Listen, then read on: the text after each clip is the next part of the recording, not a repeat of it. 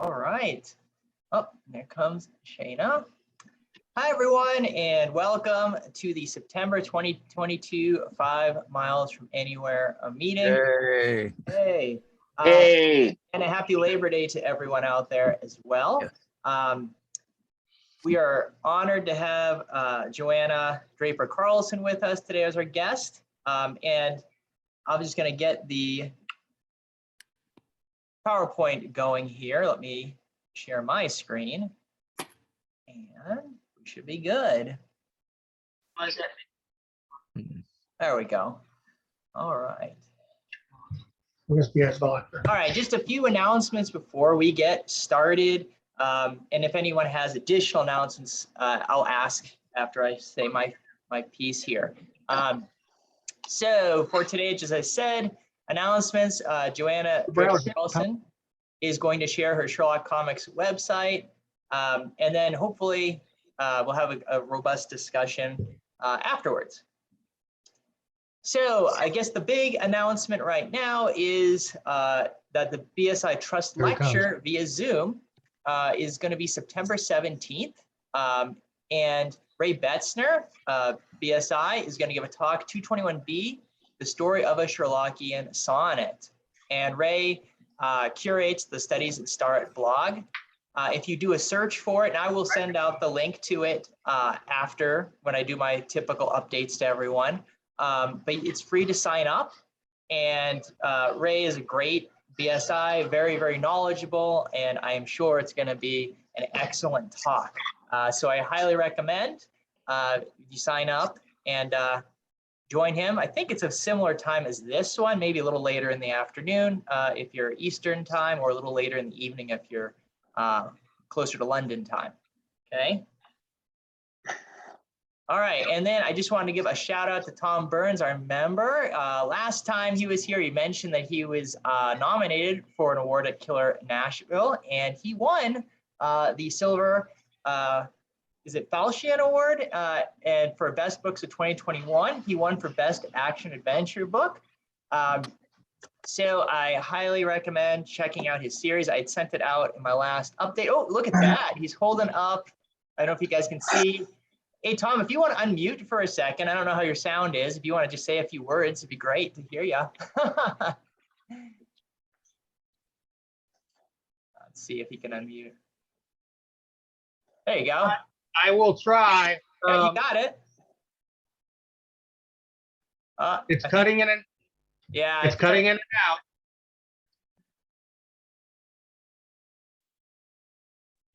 I think he's a little frozen. He's just holding up that award. Thank you so much, Tom. Really, congratulations. And again, I'll send the link out again for the book. The Natalie McMaster series is Tom's Modern Detective series. And really, if you look at the reviews online, very, very fantastic reviews, and just congratulations. That's huge. You know, you've been in the Strand and now you've got an award. Just climbing up that ladder, Tom. All right. And now, that was all the announcements I had. I didn't have too many this time. Does anybody else, if you do have an announcement, you want to unmute and say something, now is the time to do it. Hey, Derek, it's Shayna. Hey, Shayna. Hi. So Hi. Just a reminder to everyone, Ash has the Ash Wednesday dinners, the first Wednesday of every month. So our next one is this coming Wednesday. And if you are not already on the mailing list and would like to be, I will put one of the email addresses. We've kind of got two currently. I will put the email address that I use for the Ash Wednesday dinners in the chat. And you're welcome to sign up for the mailing list. And usually it's just, 2 emails a month, a reminder that the dinner's coming up, and if you want to RSVP so we can give the restaurant a head count, and then a reminder when it's a couple days before. Lately, we've been meeting at Ben's Kosher Deli. We're mostly satisfied with that. There are a couple of people who are less enthusiastic. I think it's a good venue, but also if anyone has a suggestion for a good restaurant reasonably priced, which is handicapped accessible in Midtown Manhattan.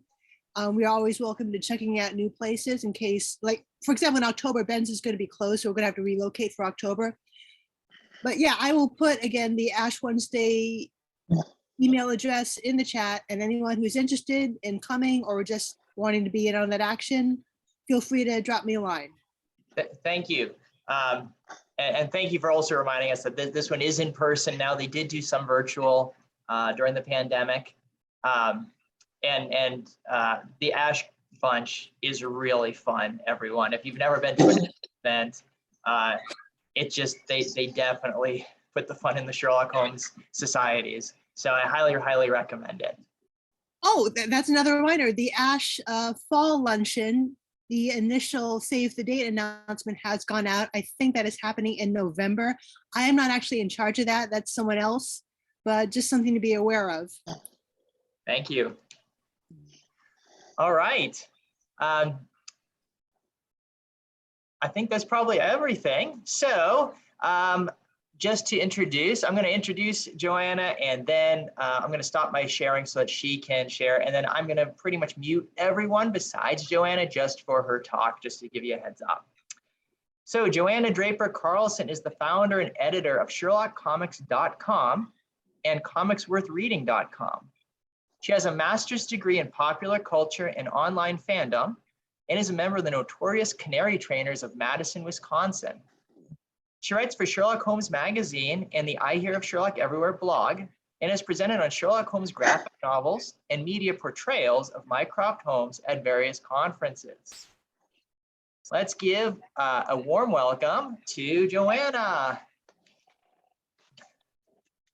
All right, and now let me just, I'm gonna mute all and then unmute you, Joanna, okay?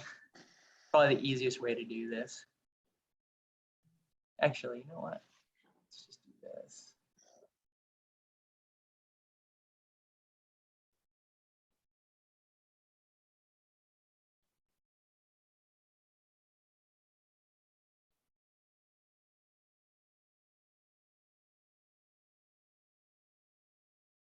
Okay, well, while it looks like I'm still unmuted, there we go.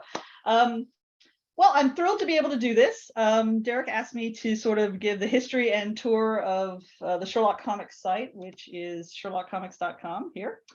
But I figured I'd start with who I was. I have been a comic critic, reviewer, and journalist for a couple decades now, along with experience in comics retail and editorial. I used to be DC Comics webmaster for a short period of time, actually, and my husband used to edit Superman comics, so he's kind of a comics family. I established ComicsWorthReading.com in 1999, which makes it, as far as I know, the longest running independent site online that covers all genres of comics. I look at manga, graphic novels, independent press, superhero comics, mainstream works, graphic memoir, all of that. I've been a Sherlock Holmes fan since I was an adolescent. I started with the Baring Gould Annotated, which apparently is odd, but I loved not only reading the stories, but learning more about the times and the culture of the times. But it wasn't until the pandemic and the last few years that I rediscovered the fandom, as there were so many get-togethers and things to do. Particularly, I'm particularly interested in the media portrayals. The BBC Sherlock, I'm a big fan of. I know that's a very mixed subject, but looking at how the different groups react to the characters and the different portrayals of the characters was really interesting to me.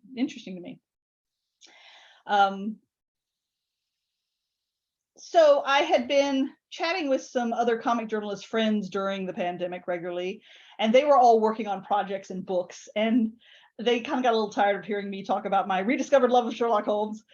So it sort of came about that why don't I combine these two hobbies and create SherlockComics.com. The site launched on 2/21 of this year, because that way I could remember the date from now on. And it's actually, I was realizing when Derek asked me to do this, that it was in part a presentation by Brian that made me realize, wait a minute, there are Sherlock Holmes comics out there. So that was a couple of years ago, and I really appreciate that as kind of one of the inspirations. The particular site here is based on being able to read the stories. That's always been a thing of mine as a journalist and a critic. That's why there's a separate back issue section. And if you start chronologically, there's Sherlock Holmes in the comic classics of the 1940s. There were a few issues during the 50s and 60s. That's not really what I'm interested in, because although you can find those often print on demand these days, I'm really interested in what can people read, what can people go out and find for themselves, especially with the rise of what I call book format comics, graphic novels, trade paperbacks over the last couple of decades. You can check out your local library if you want to see how some of these look. And as things go in and out of print, that can be an easy venue too. I also wanted to say, I'm just amazed at the generosity of Sherlock fans and followers, because when I announced I was doing this, both Rob Nunn and Scott Monty said, I have some comics, do you want them? And I was like, sure. And I thought I'd get, no, I got boxes with stacks like this. They were so generous, and it's been so wonderful. As I get to the end of this, I'll talk about, there's still a lot of comics that are not on the website yet that I'm still working my way through. So as Derek mentioned, I have had the benefit of having the cover reveal, the Sherlock Scandal in Belgravia Part 2, which is a manga translation put out by Titan Comics. It's a 4-issue miniseries. The first issue is out now. They asked me if I wanted to do cover reveals for issues 2 and 4, and that's a cheap way for them to get publicity, but I was thrilled to be asked. It was just really, really nice to be able to do that as a focus site. And I also wanted to point out that, again, thanks to fan feedback on the site, I've added a chronological listing of all the books and an alphabetical listing. At some point, I would really like to turn this into an actual database, but not yet. So if someone's looking to see if I've covered something or if they can find out more information on something, there is an alphabetical listing. So, as I mentioned, I've organized this site by types of stories and types of characters. In part, that comes about from some of the squabbles I've seen over different portrayals of the characters. Some people have very strong feelings about what kinds of portrayals of Sherlock Holmes they want to see, and that's great. There's something for everybody out there. But that's one of the reasons that I've kind of put it into, here's versions of the classic stories if you want to stick with those. Here's that version of the character in new stories, but here's, new takes on the character, or here's related characters. I find one of the really interesting trends in comics over the past couple decades has been a much greater inclusion. Traditionally, comic books in America were for young white men. They were very superhero focused, and that has really changed a lot over the last couple of decades. And I find it very exciting to see. And it's these other areas where you see comics that are maybe aimed at different audiences and also different types of publication, which is another exciting trend. The thing about Sherlock being such a well-known character is that you can trace the appearance in different types of comics. They reflect trends in the comic book industry and business as well, which I find interesting. So we can start moving through these. These are just sort of web pages, so I'll open some up and we'll go look at them.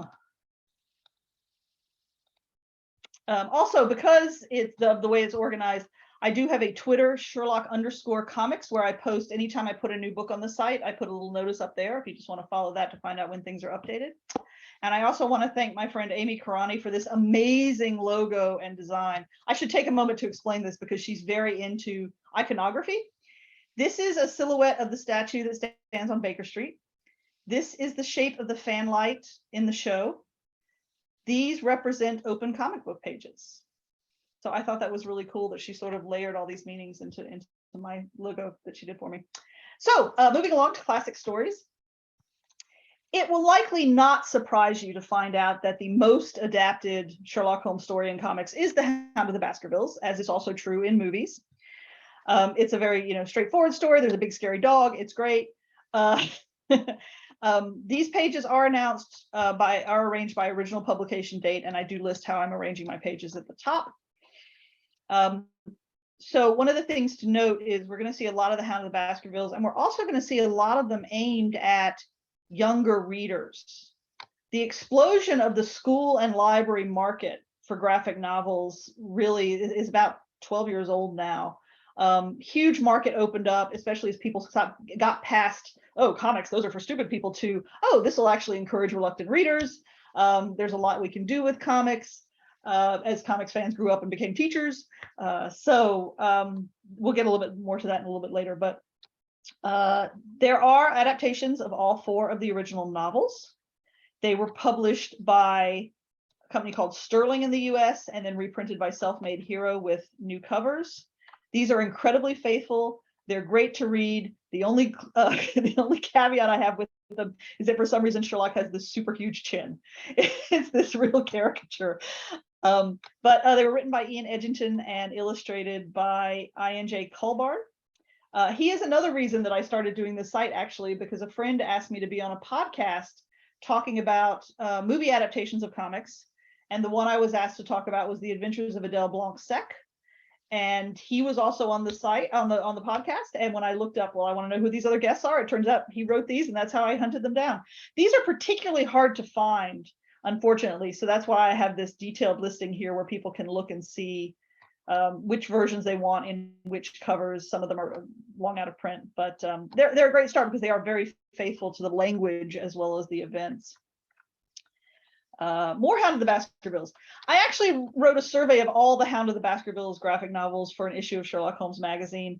Not all of them are great. Some of them feel a need to put a more specific ending on, especially if they're aimed at kids, where, you know, in the original ending, we just assumed the bad guy wandered off in the moors and disappeared and died. But they like to show that in the comics, which, you know, understandable, I guess, for a younger audience that wants more closure, but also, why are you messing with the classic? So on the case with Holmes and Watson is one of the series that ties into the trend I mentioned for a school and library markets. There are 14 of these in various cases. They're issued in both paperback and what they call library binding, which is a hardcover that's intended to stand up more to frequent rereading. It's interesting, some of the ones they selected, because we get cardboard box, for example, for kids. Here's a severed ear. But they've got a nice European look to them, very simplified art. You know, it's a great starting point for people. I have a real fondness for the next one, the graphic novel adventures, where they did 18 of them. They're sort of like the Just the Facts Man version of Sherlock Holmes stories, because the language is really abbreviated. It's all just, here's plot point after one after another, but there's a lot of energy to them as a result. So I really enjoy reading through those. And they were also a little bit easier to track down than some of these. I'm assuming that they sell directly to schools, and that's why consumers can't find them as easily. Here's a curiosity. This is a coloring book. All of it looks like this. It's not great. These are a favorite. The 3 by Peter Kopel, translated from the Czech, did a version of Scandal in Bohemia, Hound of the Baskervilles, and Final Problem. A lot of humor in them, a lot of mashup from the period.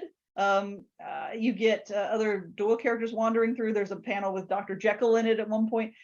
That actually is a big trend in Sherlock Holmes comics, to do a lot of mashups or appearances of other people from the vague literary period, we think.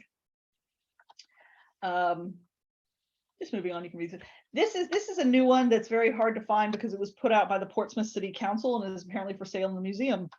But again, it's a way of introducing children to the story by having a group of kids putting on a play version of Study in Scarlet. So they talk about how things would have changed, and a girl plays the lead character and another character objects, and they say, no, this is for everybody. So I think that's a great message for younger readers as we try to keep our hobby alive. This is the most recent. This came out in 2019. I get very much into this is not a comic aspect, but it's mentioned here because it's in the Diary of a Wimpy Kid style format, if you know what I mean. It's short chapters with illustrations and a good sense of humor. So it's a lot of fun to read.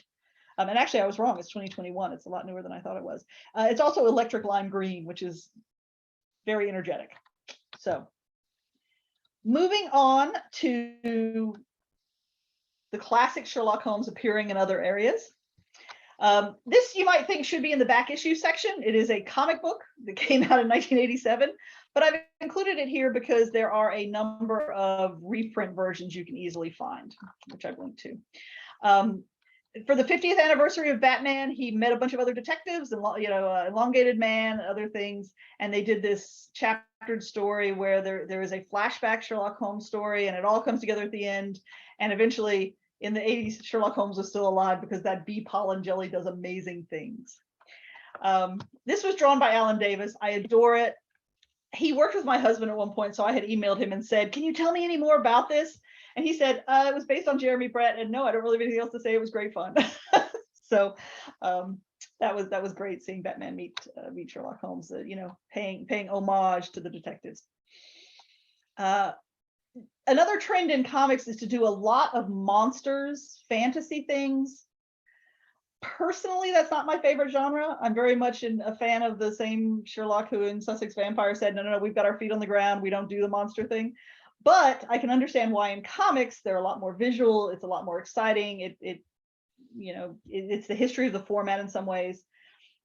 This particular book from 1988, which is available in a variety of reprints, A Scarlet and Gaslight, has Sherlock, Moriarty, Count Dracula, Van Helsing. And it is one of the earlier mashups.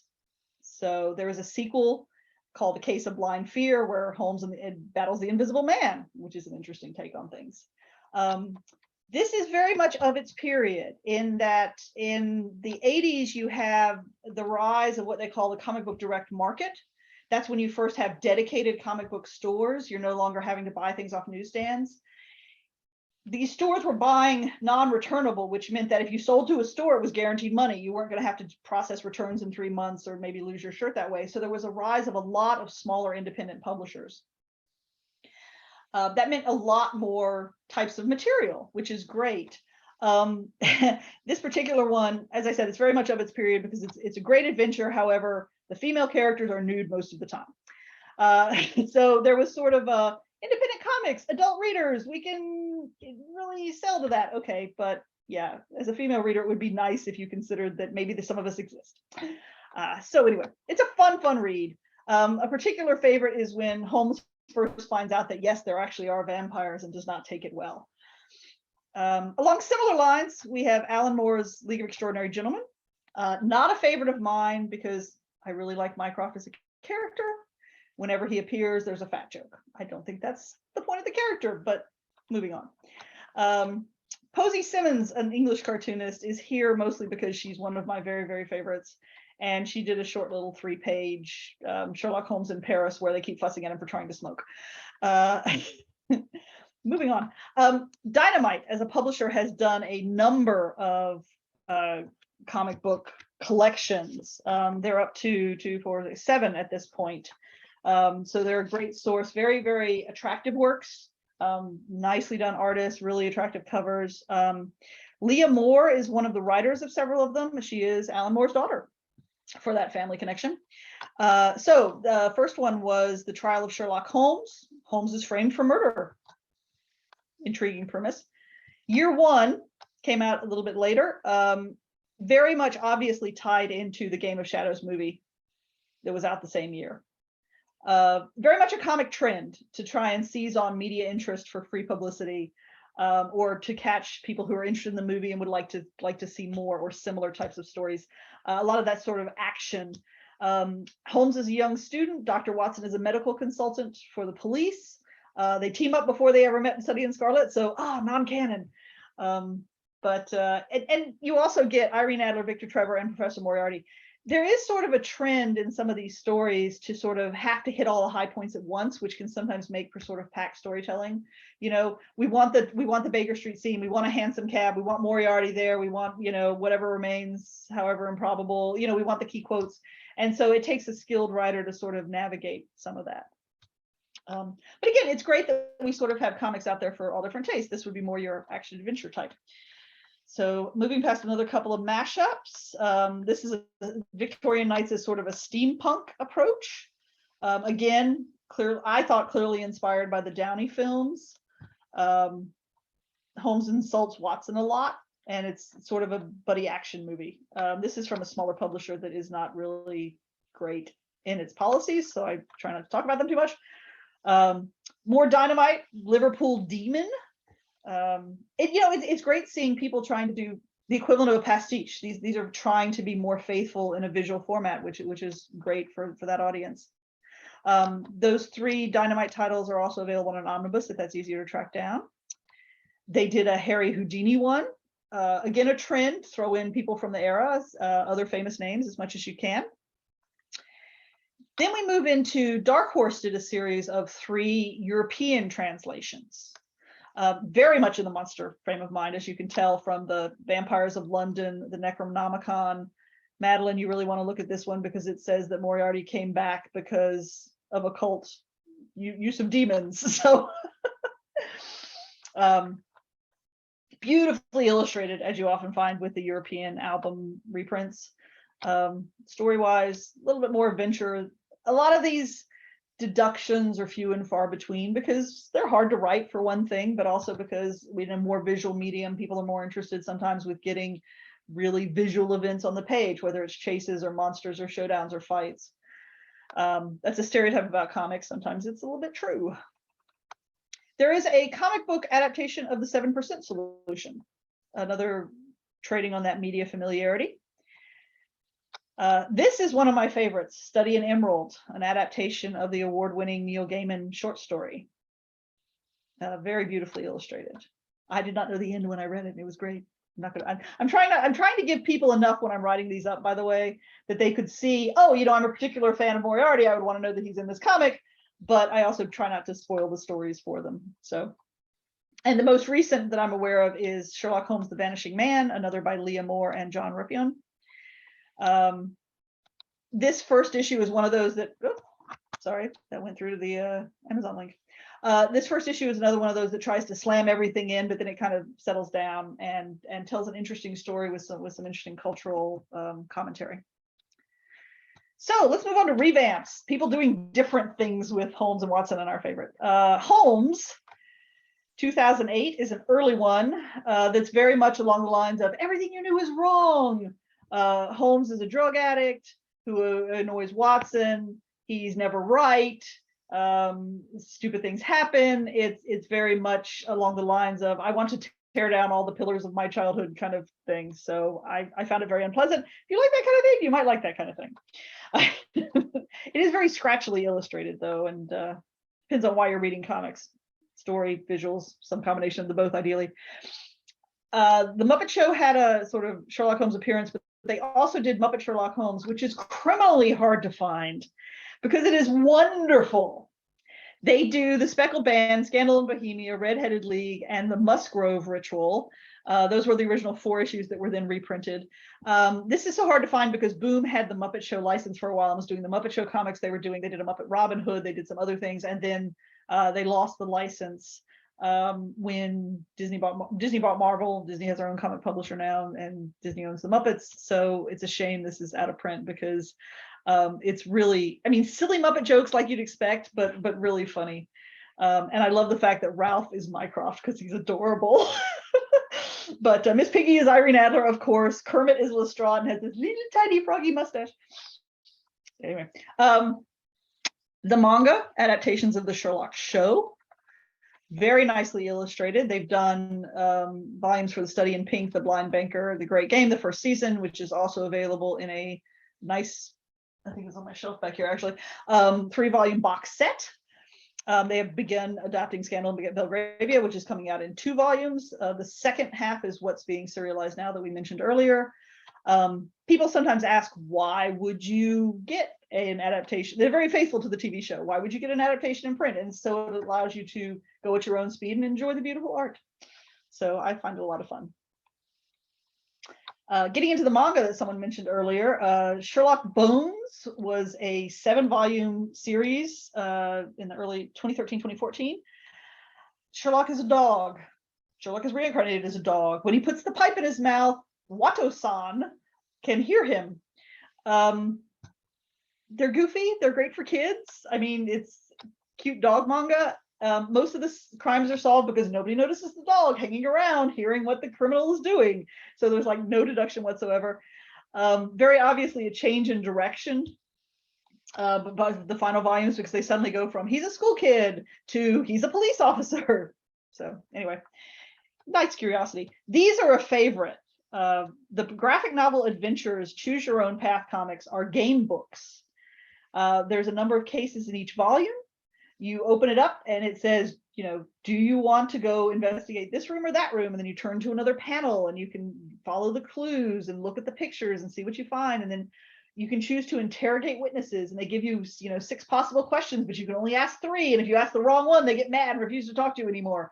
A lot of fun to work through. And I think I'm not sure I've solved one properly yet. Maybe they're a bit challenging, but they're a lot of fun.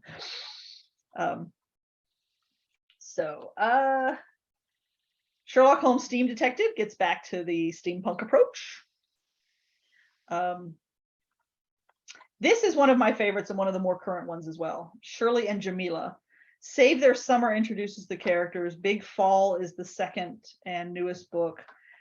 This is basically a young female Sherlock Holmes and Jamila, her assistant, and they learn how to become friends and solve crimes.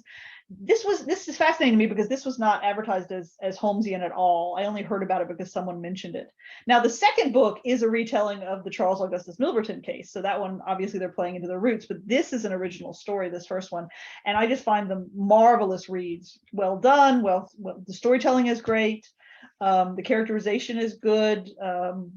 It's really nice to see it, new generation, new take on it.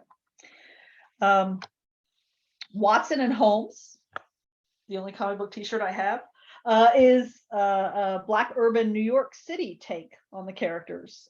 John Watson is back from Afghanistan and finding his place as a doctor in the big city.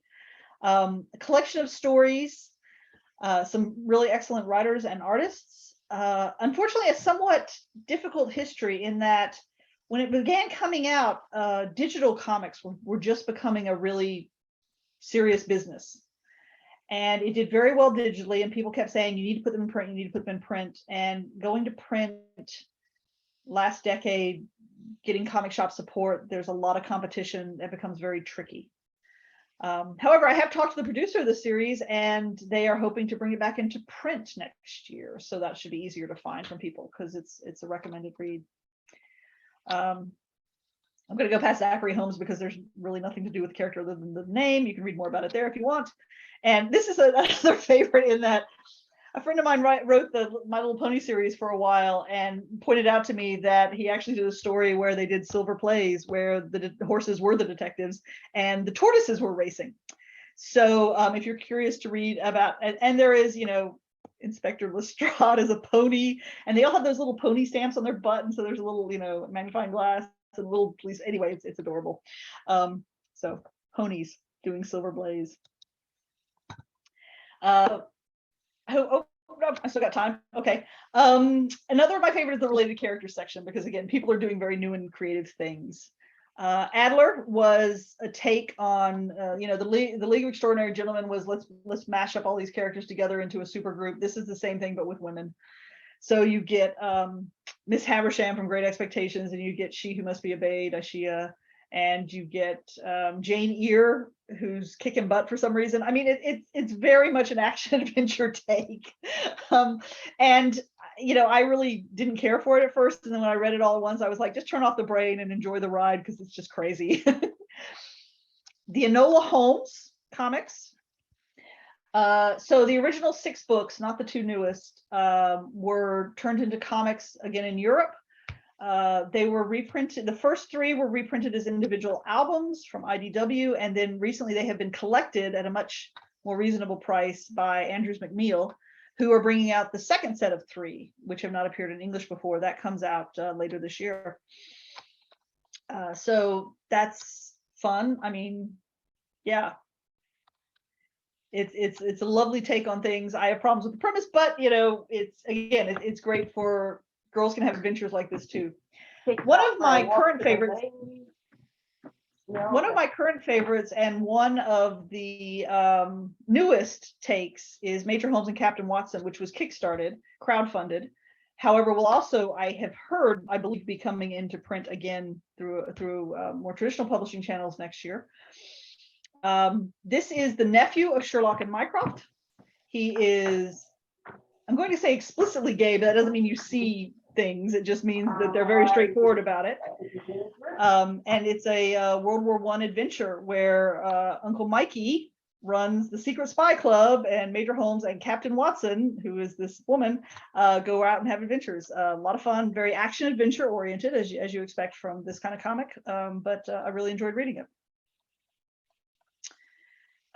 Moriarty is a Victorian horror movie, and honestly, I couldn't tell what was happening during part of it, but you know, a lot of supernatural stuff going on there. And again, the Dynamite line has one that is entirely dedicated to Moriarty. Here's a curiosity from the 70s when they were first experimenting with sort of adult-focused comics in book format. They were calling them visual novels at the time. Byron Preiss was one of the leading publishers. This came out in 77, called The Son of Sherlock Holmes. It doesn't really have anything to do with Sherlock Holmes, but using the name though. But it is interesting in that it is a combination of illustrated text. There are text sections and then there's some very beautiful illustration sections. Violet Holmes is an adopted daughter of Sherlock. And then you have Young Miss Holmes, which is another manga where you have another niece of Sherlock and Mycroft. It's interesting because it does go from revisiting Doyle stories to creating its own stories, which pale a little bit in comparison, but can focus more on adventure. But it is set Victorian times and it is manga-esque in all the ways that means. Heading through back issues as I wrap up, I mentioned classic comics. I do need to do more research in this, in part because books like this were kept in print and put back in print in so many different versions and titles that it can be very hard to track at this time unless you want to spend a lot of money on the back issue market, and I don't. These are available, and there are links available here for people who have done print on demand versions where they have just done complete reproductions of the comics that have been scanned and then reprinted that you can find if you want to look at them yourself. But they do the classics. This is one of the earliest independent series, Charlton Comics, which was a sort of second tier publisher, 1955 and 1956, set in America because that's easier. You know, interesting as curiosities. Dell did something in the 61. This is a favorite because 1975 DC Comics put out a one-shot. This was adapted by Denny O'Neil, who you might know from being one of the best known and best respected Batman editors and writers. Also wrote the Green Arrow, Green Lantern Journey Across to Find the Heart of America, stuff from the 70s. This is a retelling of The Final Problem in the Empty House. There's an appearance in the Joker of the time. This is something that I really think someone should reprint, but they probably don't even know they have it. Marvel did a beautiful black and white adaptation of The Hound in 2 magazines in 1976. It was intended to be a 3-volume, but they came out quarterly, and I think someone said you can't take this much time on this. So the first one goes through all the key beats of the story, and the second one's a little more rushed, and they had to get a different inker to make it finish, but it's some really lovely, if you're familiar with 70s comics art when they were really trying to acknowledge as an art form, just not disposable literature, then you can imagine what it looks like. Then we get into sort of the indie presses I was mentioning in the 80s, where you have more venues to sell these kind of smaller press books. Cases of Sherlock Holmes are typeset versions of the stories with some illustrations. So one can argue whether or not they're comics, but they were released that way. Missing Martian is interesting in that it's an H.G. Wells sort of mashup. It's what does Sherlock do in a London after the Martians are gone and they're trying to recover. 4-issue miniseries.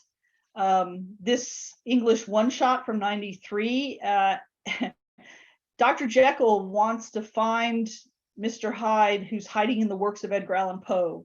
So it's a little trippy. Fun read. This is fun for me just for a story because this showed up in one of the boxes I mentioned that a fan sent me, and I'm like, why is there an Eclipso issue in here? Turns out they did a really, really nice Holmes and Watson versus Irene Adler possessed by the Eclipso gem, which was the premise of the series. And I turned to open the page and saw that my husband had edited it and did not remember it at all. So that was a fun connection. This one is an adaptation of the stage play, the Alice Faulkner play. Gorgeous kind of Edward Gorey style scratchboard look. It's actually been reprinted, so it will move off of this page of back issues because it's a lot easier to find now, and I'm going to be putting the new information up there. And the last section is webcomics and fan creations. I adore this stuff. This is so great to see so many people putting out so many creative works.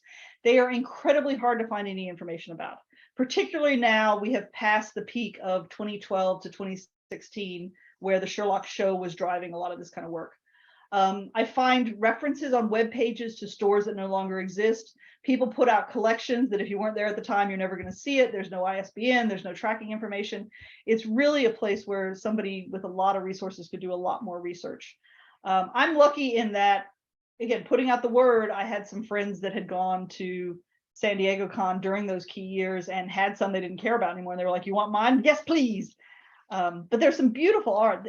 This particular Ghost Bees did classic style, making fun of the characters a bit. So it was a very modern take on the classic characters, which I think is a great way to keep them alive for current audiences. You know, what is it with you and the ladies? Is it the mustache? Kate Beaton, who you may be familiar with, she did a lot of very historical comics, again with a modern take, did a couple of Holmes comics with the case of the two Watsons. The first does, why was Watson dumbed down for comic relief? See, here's classic Watson being like, why is dumb Watson so dumb? You know, commentary on how the works were treated in the media. Kelly does John Locke stories, pairing them up as a romantic couple. Someone named Kitten Kin does short comics where Sherlock and John are taking care of Rosie after the show ended. Baker Street Elementary has the characters as kids making wisecracks. Reaper Son does explicit work, and so forth. So yeah, this is just what I've happened to stumble across or can still find tracks to point other people to, but a really fertile area for future research. So that's kind of the end of my presentation. Welcome to my site. Let me go over real quick. There's some of you may be familiar with things that I want to still to add. The Moriarty the Patriot manga, hugely popular, is up to like 8 or 9 volumes now. Really different take on Moriarty. There's a Mycroft Holmes comic, which of course I should love, but I don't. Mycroft Holmes, very action adventure, takes off from the Kareem Abdul-Jabbar novels. He helped co-write the comic. Victorian Undead has, the first volume has Holmes fighting zombies and then has Holmes fighting vampires. I should hate this, but I love it. It's written by Ian Edgington, who wrote the adaptations of the novels I mentioned earlier. And the voices are so good that even though it's monsters, it's like really, really well done and in keeping with people who like the canon approach. Moonstone, as a publisher, has done a whole stack of Sherlock stuff that I just haven't had time to get through. There's more crossovers from the 90s. There's a Phantom of the Opera. There's another Dr. Jekyll. There's a Baker Street series from the 80s in which Sherlock is a female punk that I know about. And then Eternity and ACG in the late 80s and 90s did issue format reprints of the Edith Meiser strips and also some 1930s panels. Then that's more back issues kind of stuff. So, and the favorite thing I just stumbled across is apparently in one Doctor Who comic, Moriarty met the Master. And if you know Doctor Who, you know the Master was kind of influenced by Moriarty. And so there's sort of a conclave of villains and they get to meet each other. And so I have to hunt down this one issue. So that's always fun to have something to search for. So let's open it up to questions or comments. Oh, the chat has things. I actually read that Doctor Who comic. It's kind of a takedown on Moriarty because the original author does not like Moriarty at all. That's why he made it, because he hated the fact that the Master was always compared to Professor Moriarty, like how the Doctor was compared to Sherlock Holmes. So he written that comic as a way to say the Master is better than Moriarty. So yeah, it's not a great comic if you actually like Professor Moriarty. Just putting it out there. Mm-hmm. Mm-hmm. Joanna, I'm going to just stop sharing for right now so I can kind of see everybody and it just kind of help. Oh, there we go. Yep.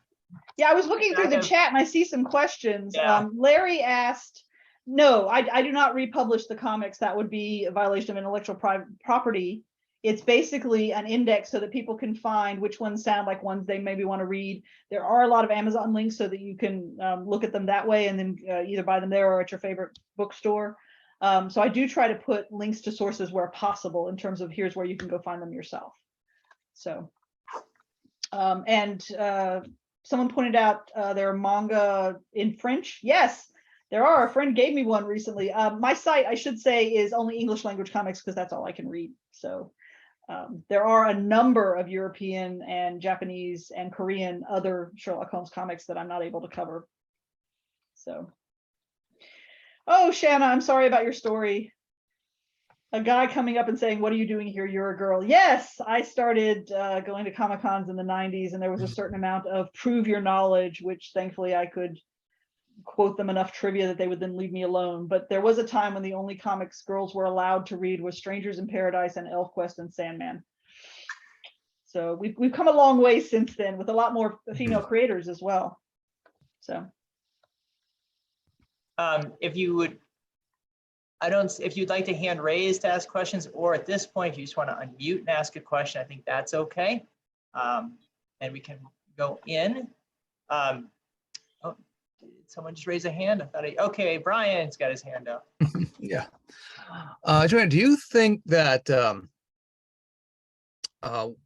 with Sherlock in comics, that Sherlock works well in established comic universes? Because I noticed that, again, with that Alan Davis issue, DC says that Sherlock Holmes does exist in the pre-crisis DC universe. However, Marvel has never gone that far themselves. Do you think it worked? Do you think that Sherlock Holmes as a character can work in like an established superhero universe? Well, so I actually wrote a whole article for, again, Sherlock Holmes Magazine about, is Sherlock Holmes a superhero, where I concluded, yes, he is. So if you push the powers, the deductive abilities a little bit, then I think it can fit right in. I will say, part of the problem I've had with Superman in particular is that people find it very hard to write very smart characters, because you have to figure out a way to do it that's believable. And that's a real stretch. Coming up with deductions can be very tricky. People often sort of elude that part when they're doing pastiches or fic, because it's hard. And I mentioned Superman because of course, Lex Luthor. And so it's a lot easier just to, create magic rays or superpowered weapons and have them punch it out. But I think it can work as well as any other. I've never been one that's been heavily into continuity. I mean, I know a lot about it, but it's never been an important driving factor for me. So if you want to put people in there, sure. But then you start getting into who'd win kind of situations. And also, ownership has been a factor. I'm really curious to see what happens next year when it goes fully public domain in the US. People can do whatever they want without any fear. Some of the later Sherlock Holmes supporting characters I'd really like to see more about, particularly those from the Lion's Mane, which I have an odd fondness for. So yeah, I'm excited to see what happens and what people can do. And I know a lot of people have been sort of chomping at the bit waiting for this, especially when you have alternate views of takes on the character, whether it's from a romantic perspective or from is he on the spectrum perspective, or even I've read some trans Sherlock stories that have been really affecting. So someone else asked, could I talk about the difference between a comic and a manga? Okay, manga is simply a Japanese term for comics. In the US industry, it's used to mean a particular digest form, black and white. Usually they are not flipped, which means they read from right to left, because Japanese reads from right to left instead of left to right.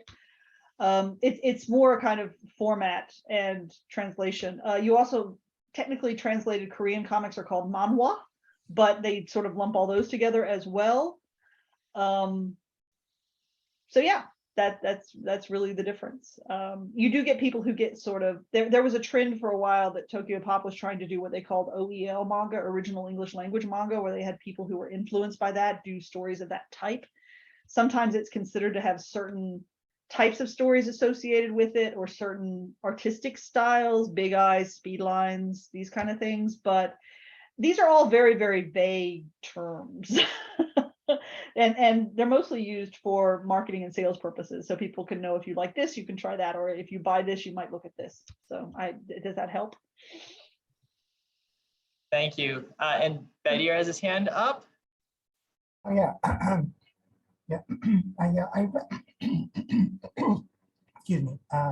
Yeah, going back to that DC Comics point, because I actually read recently a Superman story from the Silver Age, which had the first appearance of Sherlock Holmes, that universe. Mhm, But in that universe, he was actually a fictional character. mhm. Because, the story was that Superman was on an island. He had this weird magical rock that made him wish. He said, "Man, I wish someone smart can come and help me out here." And then Sherlock Holmes suddenly popped up, and Superman's like, "Sherlock Holmes, how are you here? You're just a fictional character. You're just a fictional character." And well, you want to get even more meta, there's Doctor Who comics, because the Doctor Who universe, Mhm. Sherlock, they can't decide whether Sherlock Holmes was an actual character or was an actual person. Because they always flip-flop whether Sherlock Holmes was actually a person in the real life or he was just a fictional character. But there was one story which was part of the faction paradox genre, which is wholly confusing. Like, not even Doctor Yeah. Who fans can actually explain it. I should probably clarify, I am not attempting to index every appearance of Sherlock Holmes in comics. There are other people that are doing that. And there are any number of comics where somebody puts Deerstalker on for a page. I will sometimes, if I find them, tweet about them on the Sherlock Comics Twitter. There was one recently in Love and Capes where a bookseller is doing an online video chat and puts on a Deerstalker and the cape and talks about Sherlock Holmes. But that's more curiosities to me. These are more intended to be Sherlock Holmes stories or related character stories. So, because you got to draw the line somewhere. Yeah, I know. It's just- Looks like, does someone else have their hand up? Larry?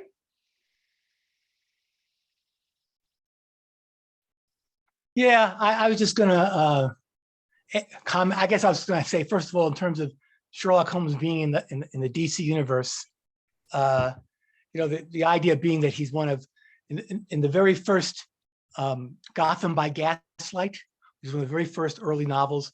And there's a part in the Batman story where he goes around and learns from all the experts in detecting at the time before he makes the scene as Batman, young Bruce Wayne, and they show him almost in the first panel, they show him leaving London, say, "Well, I've studied under the expert there," and it's very clear from the very, very clear from the implications of who he's talking about. And I also was thinking of Kid Eternity. There used to be a comic book in the 30s called Kid Eternity, and theoretically he would talk to historical figures. But I seem to remember reading one where the thing about him was he could summon up anybody from the past and use him and use his skills on an adventure. So he can bring back people and then send them back. And he at least once brought back Sherlock Holmes. I remember pretty directly, even though he shouldn't have been able to, because I think mostly he would bring back historical figures, but somehow that Sherlock has got that magic, where people really think he existed. So I guess that must have spilled over into that old comic. But yeah, there was a revamp of Kid Eternity actually under Vertigo, I think it was, because it's a great concept. But yeah, you're right. In terms of is he real or not? Well, I just know that a lot of the Batman writers were Sherlock Holmes fans, as you might imagine. Right. I mean, it's Sure. it's all detectives. So absolutely. All right, George has his hand up. And then I've got a question. Oh, you need to unmute, George. There Yeah, you go. Yep, you're good. okay. Yep. There you go. Could I ask the presenter if she's viewed August Derleth's archives of comics that are all bound with the results of his Pulitzer Prize in 1939, and they're all located in the guts of the State Historical Society in Madison? I was not aware of that. I knew he was from here. So someone's sharing their screen, oddly. No, I was unaware that he'd done that. I have a friend who works at the Historical Society. I should ask him about that. I've had this on my list of things to do for years and never got around to it. So I think that'd be the good use of your time to check that out. Okay. Excellent. I guess my question, Joy, and thank you, George. That was great. Good historical information. I'm just wondering, where to start with, with the current in particular. I made notes on some I thought sounded interesting, but what would you say are some of your absolute favorites at the moment, or that are, even coming out soon? Yeah, the Shirley and Jamila I really like. I'm looking forward to hoping that the Watson and Holmes and the Major Holmes re-releases help audiences find them. I'm just glad to see people doing current material and keeping that going. I was hoping to do a panel with them at the New York Comic Con next month, actually, but I did not get approved for it because we did not have enough media tie-ins. That's my guess as to why, because that's a lot of what they're doing in the programming at that show. It really depends on what you like in comics. I mean, you know, and that's why I try to cast them the way I do. If you just want faithful retellings, you know, I really like the graphic novel adventures for just fun little snaps of adventure. I really like the Peter Zoffel for adding humor to it and sort of blending in more things. It depends on how faithful you want to be and what you can find. The Dynamite are probably the easiest to find, which is unfortunate because that's not really, well, not unfortunate, but it's not really to my taste because those are very much sort of traditional action adventure comics. So yeah, it's always like, what do you like? People have been telling me that I should write more articles about, you know, what's a good starting point, what's your favorite, what's the best, how do you do a good Sherlock Holmes comic? So those are all on the when I find that copious free time list. So. All right, and on that note, I think we're just about out of time. So thank you so much, Joanna, for a wonderful tour of your website. Definitely want to check it out. All right. Thank you for asking me. And there are contact links on the first page if anybody has questions or suggestions. A wonderful person from Germany sent me like 5 pages of suggestions and notes and feedback, and I love it. You know, it's great to get reader response in terms of what's clear, what isn't clear. Sometimes having been in this for so long, you get all caught up in jargon. So yeah, thanks all for listening. Yeah. Thank you. All right, guys. So next month, I think it's October 1st is our next meeting. I'm going to hold off on announcing the talk, and I will send it out in an email because there's a couple different people who kind of come up with ideas. November is set as well. So we pretty much are almost set up for the rest of the year, and I'll kind of holding off on announcing. I'm going to leave you all in suspense for a bit right now. Nice. I did want to thank you again, Joanna, and everyone for joining us. This is always a highlight. It's a great way to start the month. And again, if for those of you in America, happy Labor Day. Brian, did you want to say something? Yes, I've last minute. I know I'm 2 days late, but I do want to say, shameless plug, happy 7-year anniversary to Belanger Books. Oh. September 1st, we have been in business 7 years, publishing our new Sherlock Holmes material. Oh. So Well, that would have been, yeah, that's an announcement. hooray for us. Brian keeps track of those things. Thank you all. This was great. And I look forward to seeing you next month. So take care. Bye now. Oh, and Shana just put the Ash Wednesday email in the chat. And I will also put that out, Shana, in my next update. So thank you very much, everyone. Take care. Bye. Bye. Thanks, everyone.